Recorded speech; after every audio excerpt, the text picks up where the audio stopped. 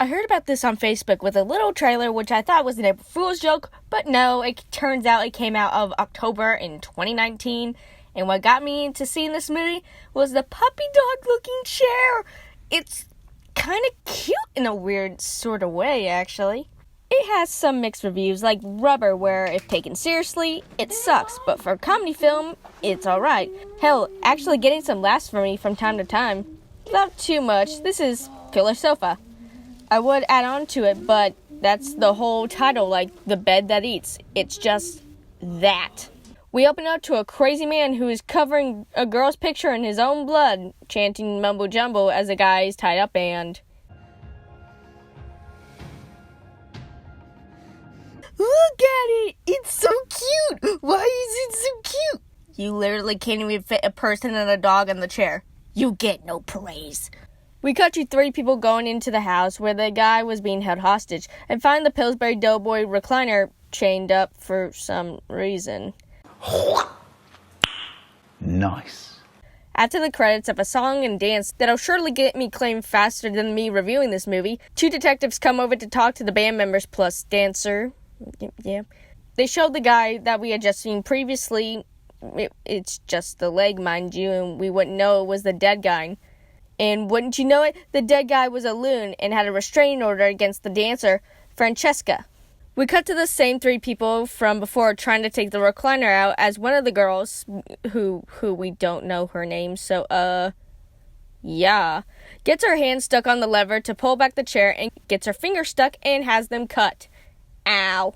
So, whatever this guy's name is to be later, delivers the recliner to a shop to Francesco, which is the guy who died, but Grandpa over here says that he doesn't know anyone by that name and goes to see the recliner for himself.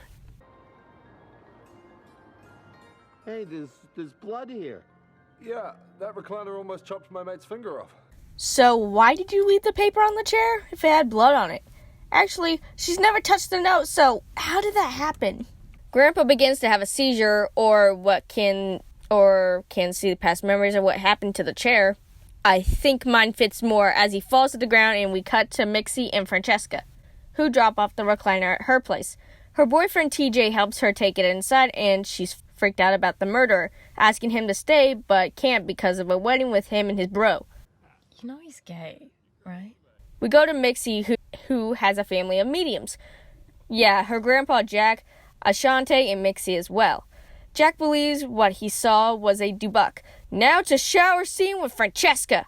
Literally, it was like, oh, this might be a demon. A demon? What do you think it means? La la la, time to take a shower. Yeah, this is the movie in the nutshell. We get our first jump scare with Mixie in a clown mask, and we go off to them watching a movie on a tiny laptop that just sits on the recliner. Guys, I want to watch it too. It might be interesting. They don't tell me in the end credits what the movie is, so... Is it Die Hard? It kind of sounds like something Die Hard. I think it's Die Hard. Mixie leaves after giving the bad news about the business that Jack runs is going out of business, and then we get this great scene.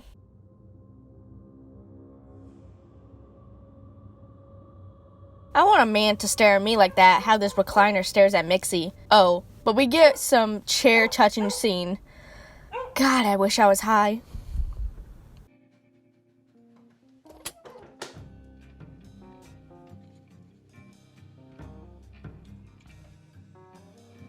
Yeah, apparently for the whole minute of her doing whatever that was, it was because of the ghost that was running into the woods from Jack's vision, and it possesses the chair because...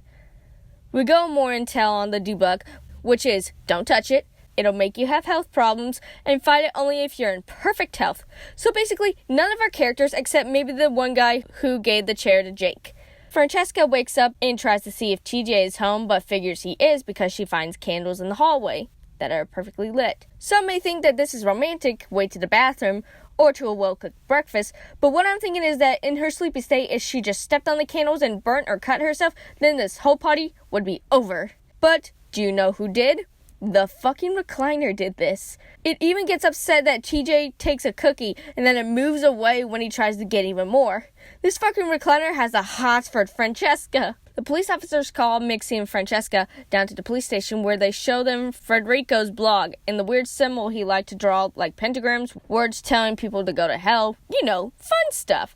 And yes, the guy cop is trying to hit on her because why not? Like, literally, why not? I mean, the sort of violence that happens when there's sexual tension. Like I said, I've always had this effect on men. It's like they go crazy for me or something. Well, what about your current partner? TJ? No. He's somehow immune to me. Sexually, I mean, but it's a good thing. He's gay. Funny enough, after cutting to TJ, the chair slowly starts getting closer, but from the camera angles that it's shown, it seems like recliner wants dead ass. But a loose hook is stabbed into the back of TJ's leg, trapping him between the open oven door and the recliner, which I beg the question, why is the oven door open? Put the pizza in, and then go. It's not like it's gonna lock on you if you shut it. It's not locked. Frick. That's locked. Technical difficulties, So back to the police station. They're watching Federico's videos when Francesca gets a call from TJ and goes to a smoky apartment where instead of calling the police, he's in the bathtub with his wound out in the open. He lives, but he goes to stay at his mom's place, which is a few houses down, and the recliner follows him. This chair ain't fucking around. It uses the springs inside of itself to hold windows open and everything, killing the crippled TJ by rave light. Odd. Okay. We get another flashback from Jake, who sees the woman drop a wrapped up flower, then cutting to her being found by another woman, and then slits her throat because of the guy, I'm guessing. But we don't know who he is yet, and figures out that the woman poisoned someone.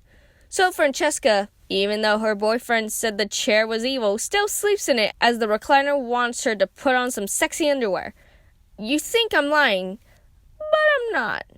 Also, who the fuck has the window into their bathroom, like right above the bathtub? She figures out it's a dream, though.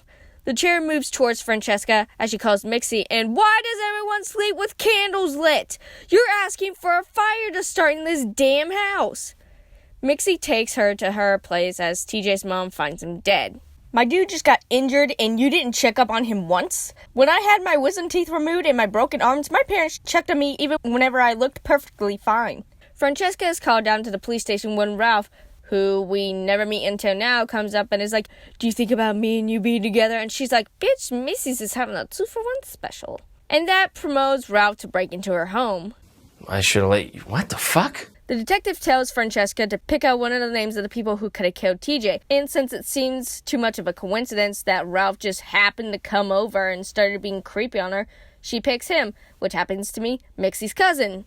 I'm not even joking, he's suspected as the killer though. So for a minute or so, we get Ralph putting hidden cameras into her smoke detectors, makes her a hot bath, and lights some more fucking candles, while the recliner watches, of course. Then it takes a right turn to a fucking weirdo town where Ralph grabs her bra and a random ass cowboy hat and begins to fuck it. Of course, as you do. It's not really shown, but it's funny how the recliner just comes in.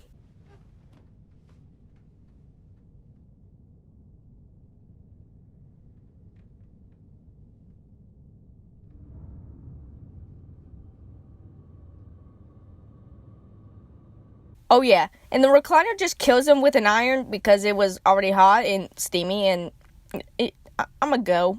I'm just gonna go. We cut to Jake and Ashanti, who are trying to find anyone who has delivered the recliner recently and pinpoint it to Francesca, who is with Mixie at a hotel until the killer is caught. Mixie then is told to go check on the recliner, and also goes to visit Jake, who tells her about the recliner, which is evil, and sees it even after hearing this. Mixie takes the dolly that's just around, I don't know where she got it, so fuck it, and finds Ralph's dead body, where she watches the recliner lift his body up and throw it over the balcony, like it's the funniest shit ever.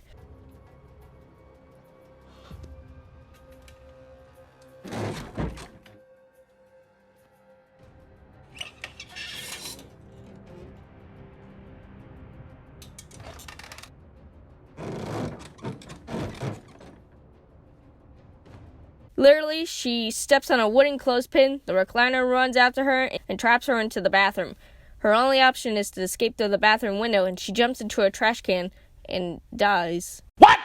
Yeah, one of the best characters is killed off by jumping into a half-filled trash can, and even though it didn't look like that far of a jump, because it's a 2-story house and she was just hanging out the window, she fucking dies. Ugh. We cut to Francesca. Hold on. Francesca hears some whispering and finds the fucking recliner calling her through the sink. How? Why? Who? What? But it is actually calling her Valerie, which most likely means she is either the reincarnation or she looks like every generic white person with long hair and bangs. And the douche police come by and make her hit her head on the sink. Nice. Did I forget to mention that Mixie's been gone for 2 hours? Yeah, 30 minutes? Okay. An hour? I'm calling her. 2 hours? I'm calling the cops. Like, what the fuck? They go over to her house and find Mixie's keys. They try calling her again, hearing it outside, and find Ralph's body, which is covered in a blue tarp somehow. The recliner is behind her and begins calling her Valerie, which prompts her to run and looks out the window to see Ralph, I think, which it's supposed to be a mirage, maybe? And she drives off. Francesca drives to a cliff where she thinks about jumping before Jake calls her to come over to the house. They figure out that Valerie is a demonic soul eater, along with her partner Gerard. Where Gerard was burned to death, Valerie killed herself in front of a woman named Marie, who is actually fucking Francesca's great-grandmother. Fuck me. Oh, and also it's explained that the reason why the men are attracted to her is because Valerie put a curse on her. I mean, if she was smart, she'd make it her business by making them give her money and have all the sex that she wanted, but yet, no. Oh, and the spirit of Gerard is in the recliner. Why? So a plan is set to burn the Dubucs. While Jake is setting up everything, Francesca is brought into the red room and a chair and the recliner is there, and so is Valerie, who gets Francesca the knife, but nothing happens with it because she wakes up. Okay.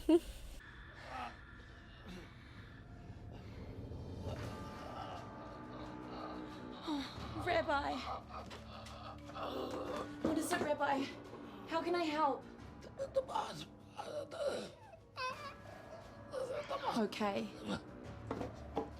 I'll call for help.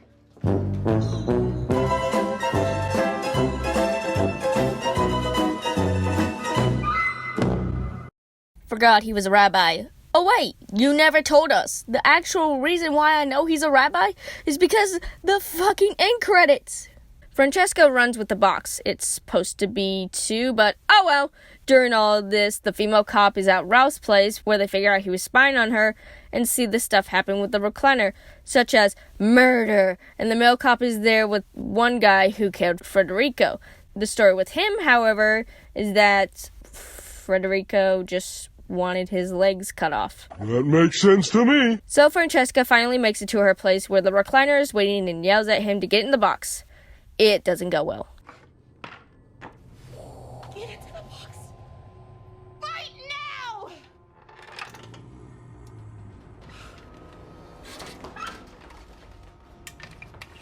Get in the box.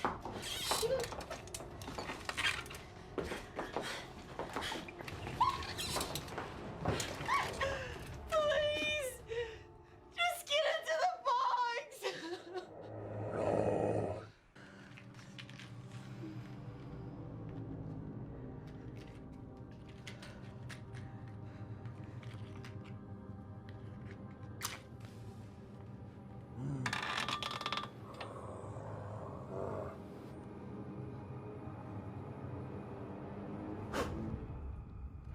We're in a scary movie territory now. The plot thickens as the guy reveals to the male cop that the reason why he wanted his legs cut off was to fit in a recliner. What? What the fuck? Guys, you forgot to tell me that you also ripped his face off. Francesca begins to freak out as she goes to take her medicine while Valerie decides it's hand-holding time and takes her soul. Oh, but actually now Valerie, gets up. And guess who else is alive? Nixie! Yeah, your granddad wasn't kidding whenever he said you were strong. You even had the glass in your forehead. Are you alright? I think we need to take you to a hospital. Maxie! have you been? What happened to you? Frederico was inside the recliner. Are you okay? No, I got glass in my forehead. I'm just peachy. You thought this was over. Wrong. Turns out the male police officer is asked to come over and is given the poison so Gerard can take him over. Also, the guy they found in the recliner, yeah, dead for 2 weeks. Dubucs can take over their bodies and do whatever fucking shit they want to do with them. Happily ever after. The end! Well, for the ghost anyway. The good. I love this fucking recliner. It's so cute and it's funny as hell. I liked Mixie, and I wish they would have done more with her. I also like the idea of them being in a band and the website they made for the book story. It's shot well, and the story at times is pretty interesting. I mean, it's different. I can appreciate this. It's not like haunted dolls and ghosts attacking people, but why not a haunted fucking recliner? The pacing is done well and is taken account of how someone's mentality is declining, and the effects of the soul taking is actually pretty damn cool. Bad. I honestly think that if Ralph was here from the beginning, then I think we could have definitely thought that he was the killer to an extent. I still don't know who the one guy was from when they were helping them move the recliner, or the girl that got her fingers fucked up. After their scenes, they've never introduced properly, and they just leave.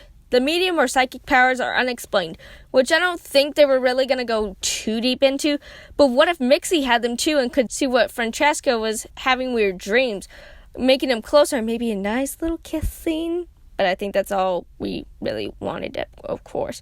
Actually, why wasn't Mixie the main character? I know Francesca had a long past and whatnot, but I thought Mixie was more interesting and could have had some cool lines if she was the main character. Like, why not? Why the fuck was Jared's spirit in the recliner? I mean, I know why, but I don't know why he would want to be in a recliner. There was no reason.